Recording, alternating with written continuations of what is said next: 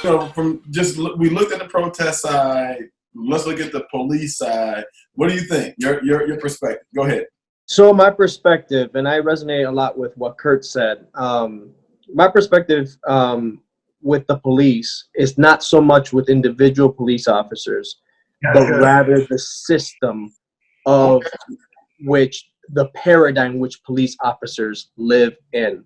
So I come from a military family. My grandfather was in the military during Vietnam War. I got a cousin who's in the Air Force right now. And we come from a military family. And one of the things that the military, specifically Marines, are trained to do, they are trained to kill.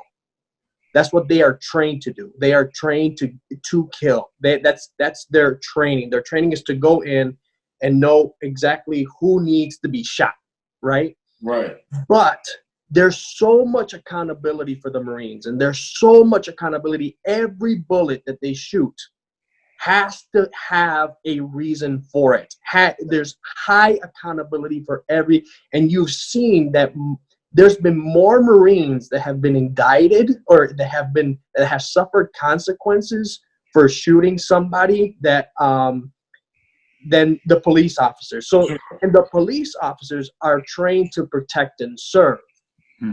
And yet there is no accountability for every time their gun shoots off a bullet. Wow. So, and you've seen the Marines, specifically the Marines. The Marines are people that have had to restrain or to arrest terrorists.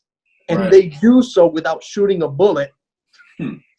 And we have a problem in America with police officers not being held accountable. So I just think the system that police officers live in just needs reform. It needs higher accountability. I don't hold it against that every single individual cop. I have friends that are police officers, and I love them to death. But the paradigm that they live in is just not accountable enough.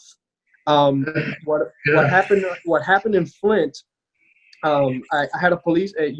What happened in Flint? If you're not familiar, what happened in Flint on the date of the protest this past Sunday, the police officer, the sheriff of the police department, basically repented and marched with the people.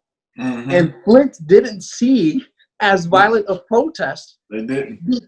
And that brought me back to the verse in 2 Chronicles chapter 7, verse 14 that says, if my people who are called by my name will humble themselves and pray and seek my face and turn from their wicked ways, then I will hear from heaven and I will forgive their sin and heal their land. Sure. There is no better picture than what that police officer did in Flint than that right there. He repented. He says, my department is committed to turn from their wicked ways. We'll see, right? We'll turn from their wicked ways, and their land was healed. And I think there's something to that. That's interesting because I want to throw in there this what we saw in Flint. It was a unique response. And you're right about that whole paradigm in which police sometimes are seeing the Black and brown community. Because I've heard police say that, the largest population of violent people are Black people. And they base that on statistic that, more than 50% of criminals are African-American men, which we could talk about the system and the paradigm in which we're being policed in, and that's why it looks that way, because numbers just don't add up. It's hard to be 15% of the population and make up more than like 50%. And that's 15% of the population as a race, as Black people. So that's not just all the Black men. And so you're going to say there are more women than men. We might be about 7.5% of the population. And there's that many of us in prison. So that paradigm you talk about, I think you're right, the way in which they police and the system that has been set up. But I want to introduce another perspective for y'all that I have kind of been wrestling with for the police officers during these protests. You look at what happened in Flint with that sheriff. You look at what happened in Miami. Police officers kneel. You see what happened in Louisiana. They were talking to some of the individual protesters, hugging them. And so you got this moment. Imagine this, gentlemen.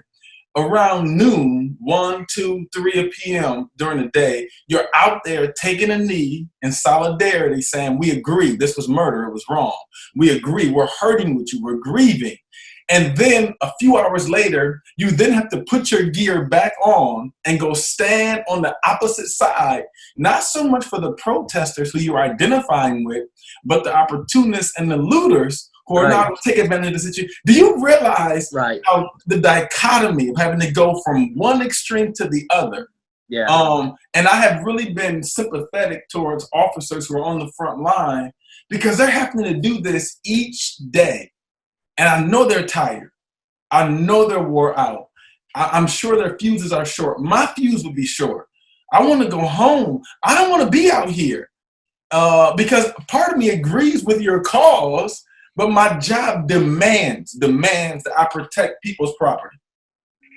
And, you know, I sympathize, I'm sorry, I don't know that I can, I'm not a cop and I'm not in that position, but I do have a sense of sympathy for just what they must be struggling with this wide spectrum that they have to go from one extreme to the other. Just my thought. Yeah. This is why I love talking with you three, is because you, Coye, you and Luis, I mean, I've heard everything Curt said.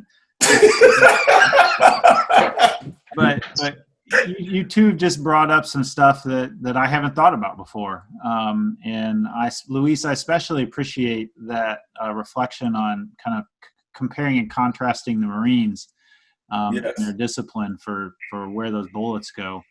And Coye, I'm impressed with your capacity to exert energy and to sympathize with a white police officer.